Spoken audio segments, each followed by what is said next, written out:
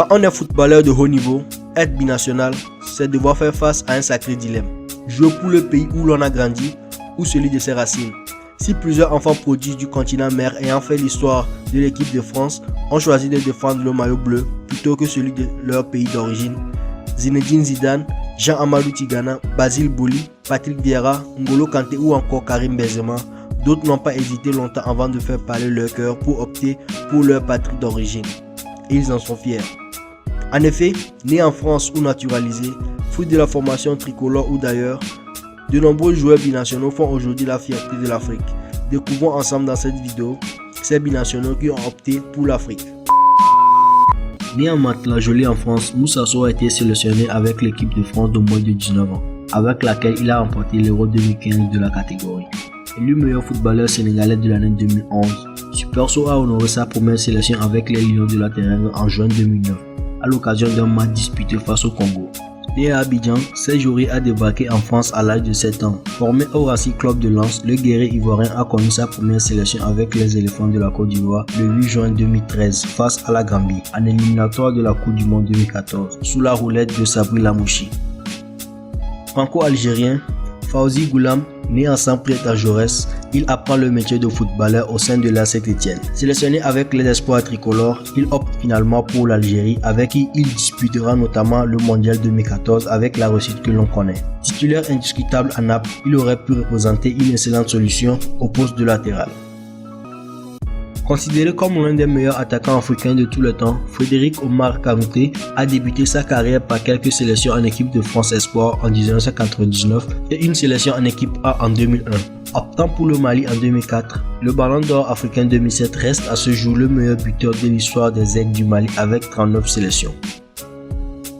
Franco-ghanéen, né à Seclin dans l'arrondissement de Lille, alors que son père a Petit Pelé jouait au LOSC, il grandira ensuite à Marseille aussi bien qu'en tant qu'adolescent qu'en tant que footballeur puisqu'il sera formé à l'OM, club où il exposera au grand jour.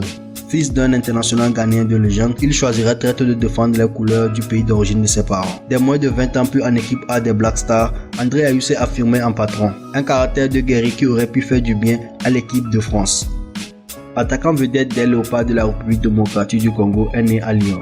Mais ses parents ont déménagé en Angleterre alors qu'il était âgé seulement de 6 mois. L'ancien ailier d'Everton qui a grandi dans un quartier de Londres a fait officiellement ses débuts avec la sélection congolaise lors d'un match comptant pour les éliminatoires de la Coupe du Monde 2014 contre la Libye.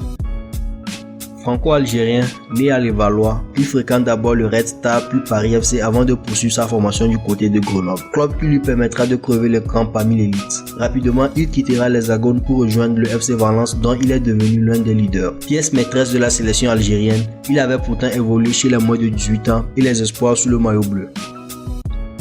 Né à Évry-sur-Seine et formé à Sochaux, le deuxième joueur africain le plus cher de l'histoire a été appelé pour la première fois chez les Léopards le 9 juin 2016 face au Cameroun. Champion d'Europe en 2010 avec l'équipe de France de moins de 19 ans, Bakagol a longtemps hésité avant d'opter pour sa patrie d'origine. Né à Laval en France et possédant la double nationalité franco-gabonaise, Pierre-Emerick Aubameyang parcourt la France du football durant sa jeunesse avant de poursuivre sa formation au Milan AC. De retour en France, il connaît quelques difficultés au sein de ses nombreux clubs.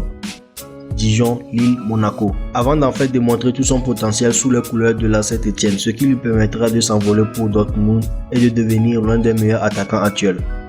Malgré un passage en espoir, il optera pour le Gabon avec la perspective de disputer la Coupe d'Afrique des Nations 2012 à domicile, craignant la concurrence chez les Bleus. Franco-algéro-marocain, né à Cour-Couronne dans le 91, d'un père marocain et d'une mère algérienne, il intègre rapidement Clairefontaine avant de rallier Guingamp puis le centre de formation de l'OM. Ne disposant pas de la confiance de José Anigo, Benassia tente sa chance ailleurs pour finalement exploser à l'étranger, Udinese, Roma, Bayern Munich, Juventus. Pouvant évoluer sous les couleurs de 3 pays, l'ancien défenseur central de la Juventus a privilégié les liens paternels en optant pour le Maroc malgré quelques sélections en équipe de France de moins de 17 ans. Il aurait probablement été un prétendant légitime à une place de titulaire en défense centrale. Ballon d'Or africain 2016, Mahrez a grandi en région parisienne à Sarcelles, où il a débuté au club de l'AS Sarcelles. Possédant la double nationalité, il choisit de représenter son pays d'origine en mai 2014. Le 31 mai 2014, il honore sa première sélection avec l'Algérie face à l'Arménie lors d'un match amical.